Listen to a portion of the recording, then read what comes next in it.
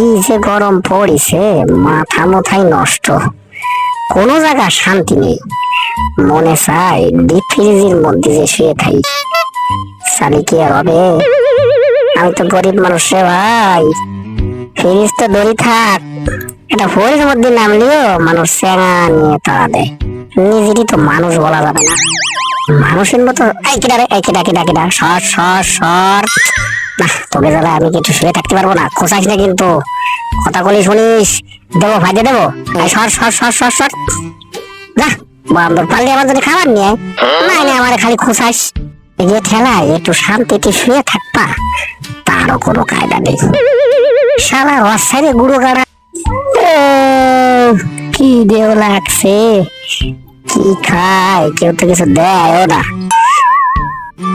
2 ঘন্টা ধরে নাক্কুর দোকানের সামনে বসা, হারামজাদা একটা রুটিও দেয় না। শালার কিপটের ঘরের কিপটে সামার। এই কি রে, রুটি দিল কিনা? এই দাঁড়া দাঁড়া দাঁড়া দাঁড়া দাঁড়া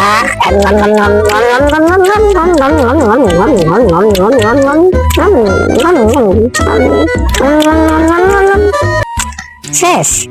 শালার খয়রাতি একটা রুটি আনছে আমার জন্য, কেন একটু বেশি রুটি আনতে পারিস না?